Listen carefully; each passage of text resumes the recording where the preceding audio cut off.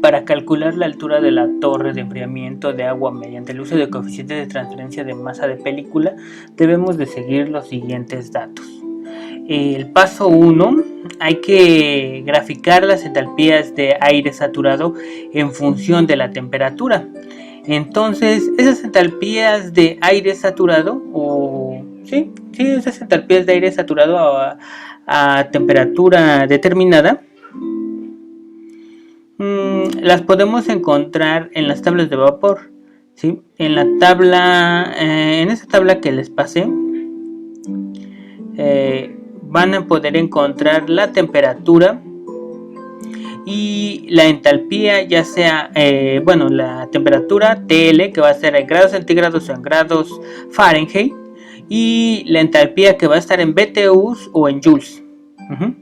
Estarían en libras de aire seco o kilogramos sobre kilogramos de aire seco, joules sobre kilogramos de aire seco o BTU sobre de kilogramos de aire seco.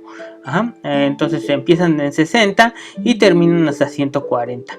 Entonces nosotros podemos, digamos, como línea de equilibrio, podemos graficar estas temperaturas desde 60 hasta 140. ¿Ok? Y ese sería el paso 1. Con los valores de aire de entrada, entonces debemos de tener la temperatura del gas de entrada y la entalpía, hay que calcular, y la humedad, la temperatura de entrada del gas y la humedad del gas.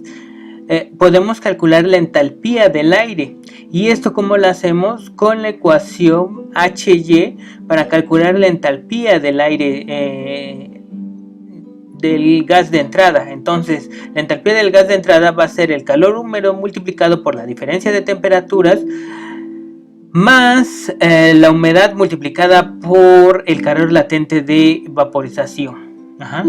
Y con eso vamos a tener HY1, o sea, con esto calcularíamos HY1. Entonces tendríamos temperatura y lo graficamos junto con la entalpía HY1 y nos sale este punto.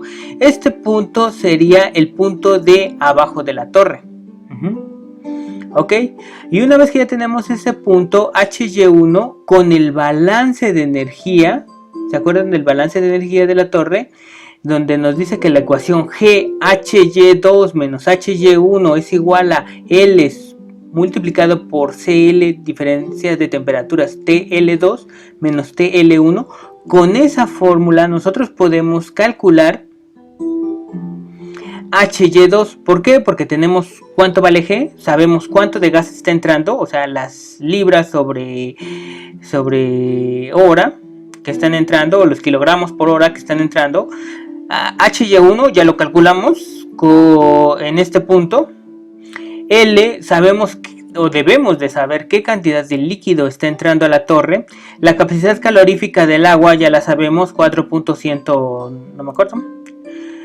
Y la temperatura de entrada, la temperatura de salida y la temperatura de entrada del líquido. Entonces, todos estos datos los conocemos, todos esos datos nos los deben de dar el problema, y con eso calculamos HY2. Y entonces con esos dos puntos, graficando esos dos puntos, obtendríamos la línea de operación. Esa sería nuestra línea de operación. En este caso sería un balance de energía. Entonces, roja, línea de equilibrio; azul, línea de operación. Y ya sabemos cómo calcular los puntos. Ahora, lo que debemos de hacer es que debemos de conocer los valores de coeficientes de película, tanto de transferencia de masa como para transferencia de calor. Entonces conocemos HLA y KGA, y se grafican las líneas con pendiente. Entonces debemos de graficar una línea con las pendientes. Para cada uno de los valores que pusimos aquí podemos graficar los valores. ¿Por qué? Porque si digamos nosotros tenemos un punto, nosotros podemos nosotros tendríamos HY, ¿sí?, en la línea de equilibrio, y trazando una pendiente, una línea con pendiente menos HLA sobre el coeficiente de transferencia de masa KGA multiplicada por el peso molecular del agua por la presión, podemos obtener esta línea de color verde. Y con eso tenemos el coeficiente de transferencia de película. En sí necesitamos HY y HYI, ¿sí? Que sería la entalpía de esa mezcla aire-vapor en la interfaz. Y por lo tanto, con eso ya podríamos calcular la fuerza impulsora. Sería HY sobre D HY menos HY, ¿sí?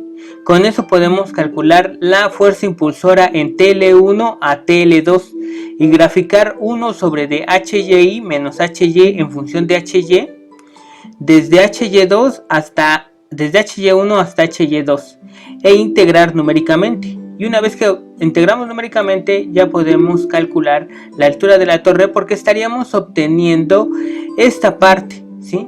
Con esta parte tenemos la integral numérica y ya nada más después lo multiplicamos por G sobre el peso molecular, por el coeficiente de transferencia, por la presión y obtenemos Z, que sería la altura de la torre.